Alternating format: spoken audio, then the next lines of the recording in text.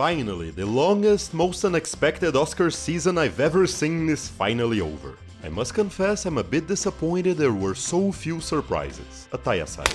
Since the new year of the movie universe is upon us, I'll do my annual tradition of going over the categories I've seen enough nominees to comment on. Here we go. Best International Film, Sentimental Value. This has always been one of my favorite categories. Even country submissions can make for a fascinating subject of inquiry. This year, the two favorites to win were my least favorite here. The Secret Agent is an overlong Shaggy Dog story that goes from nothing to nowhere, with stops along the way at nil, nilch and null. Our final winner is a meek drama without dramatic confrontations that's aided by excellent performances. The voice of Hind Rajab is an excellent procedural with some surprisingly imaginative direction and creative ways of merging fiction with reality. Then there's the two best ones, and each is a perfect temperamental opposite of the other. Fans of Nietzsche might call them Apollonian and Dionysian. On one side there's It Was Just an Accident, a tightly plotted, deeply characterized, funny, suspenseful masterstroke with principled, calculated direction.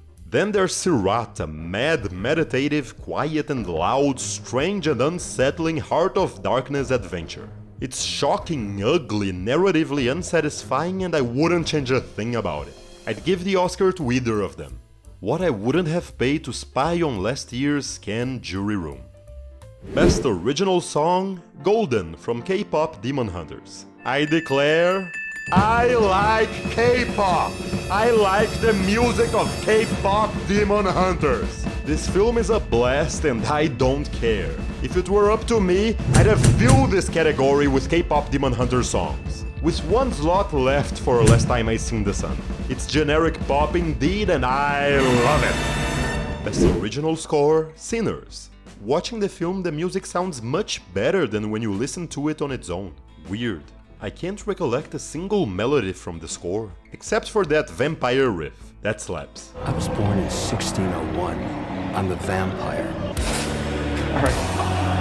Okay, that's the wrong one. If Marty Supreme had gotten in, I'd be shouting about how much it deserved to win. But since it didn't, Sinners is a worthy winner. And Ludwig is Emmanuel Lubezki his way through the Oscars. The man's in his early 40s. Keep this up and he'll end up a new Alfred Newman.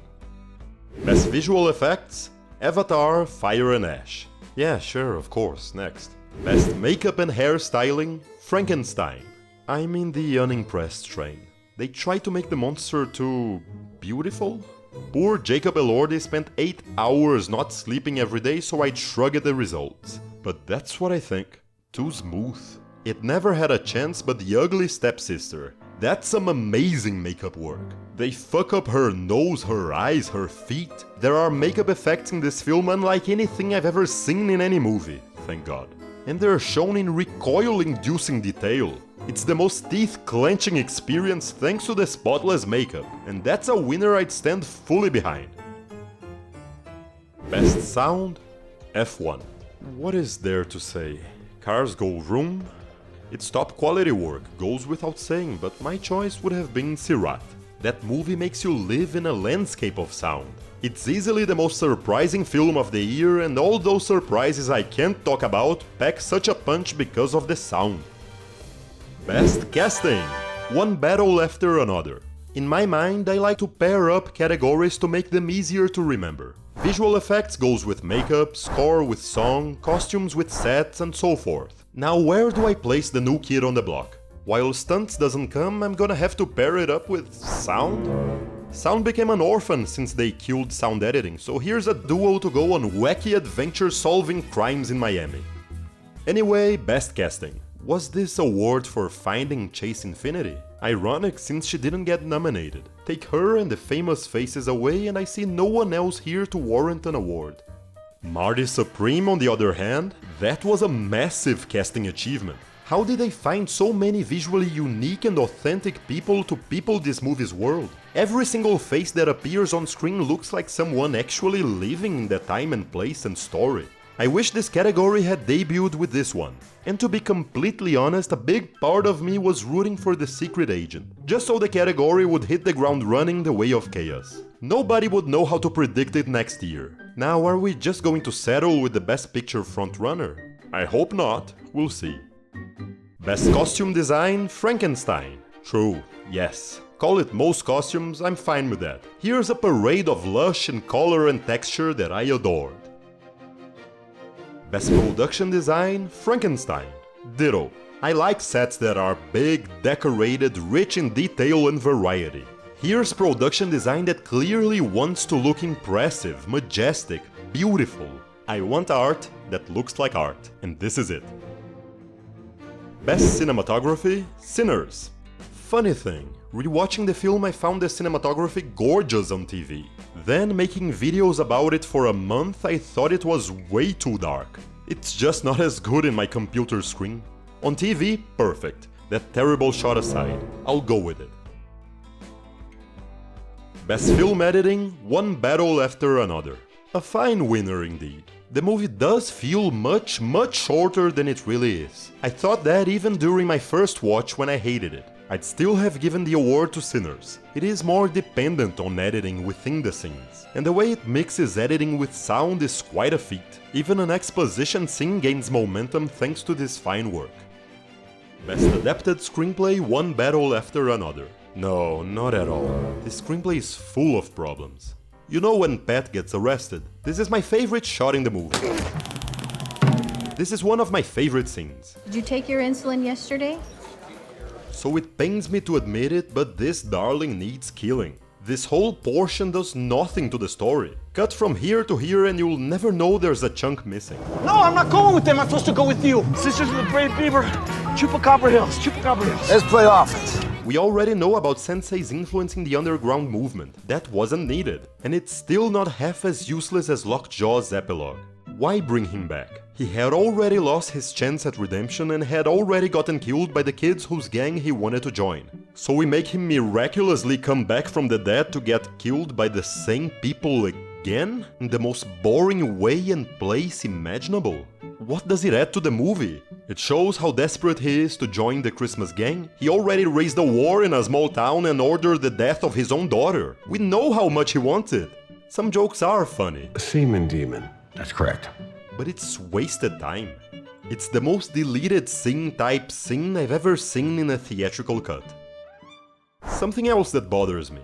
Willa and Sensei are introduced as fighters. Why don't they fight anyone? You can't Chekhov's gun us like this and take that nowhere. What, it represents a fighting spirit in a non-literal way.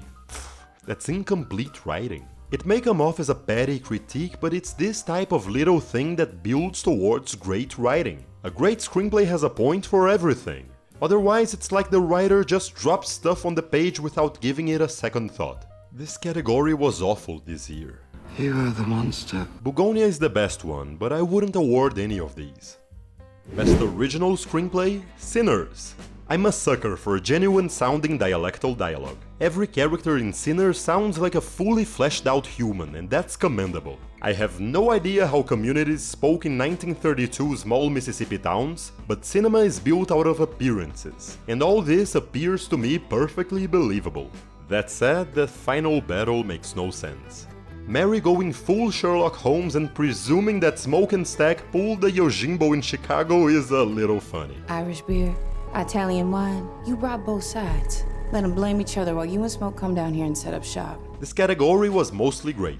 As much as I love Blue Moon's theatricality, I'd have gone with It Was Just an Accident, for its deep, intelligent writing. Can't wait to talk about it in my video on the best films of the year. Like and subscribe so you don't miss it. Even better, join me on Patreon and you'll watch it before everyone else.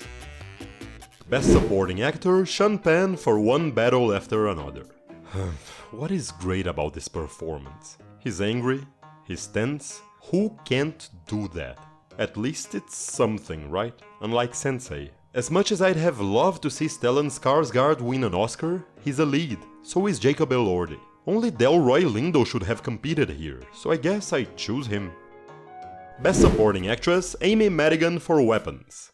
This win is gonna age marvelously. Seriously, the most inspired pick of the year. If Weapons becomes a horror favorite in movie history, people in the future will find out, wait, it even won an acting Oscar for the villain. Cool. And if it doesn't, people looking up Oscar winners will come across Weapons. What is this? One Best Supporting Actress? No other nomination? They might watch it and go for better or worse? What the hell, that won an Oscar? No notes. Yes, give The Witch Best Supporting Actress. And I'm pretty sure this is the most violent death ever inflicted on an Oscar-winning character. Who's gonna break that record? Best Actor, Michael B. Jordan for Sinners. I like that, he deserved it. By voice and by body language, he makes those two brothers wholly unique individuals. That scene when Smoke mourns his brother's death and he's holding his own dead body. Movies today are weird. He's playing someone who closes off all his feelings, failing at holding back his grief. It's a complex moment and he pulls it off wonderfully. Best Actress, Jessie Buckley for Hamnet. I've been a fan of Jessie Buckley since that War and Peace miniseries. I remember thinking she's way too pretty to play Maria, but she was excellent and won me over. Years later, I recognized her voice in Chernobyl and thought, hey, that's Maria, graduated to HBO, I knew she'd make it. I watched Wild Rose, a film I'd never in a million years have the least interest in, 100% because of her. She was also excellent in Taboo. There won't be a season 2 if they keep letting the cast get so expensive. And she is an Oscar winner now, what a true talent! Now that I said it, that wasn't a good film and role, and I have voted for Emma Stone. Best Director, Paul Thomas Anderson for One Battle After Another. Yes, he's the best one here. I already covered this category for half an hour. Watch that video, or watch it again and make it a full hour.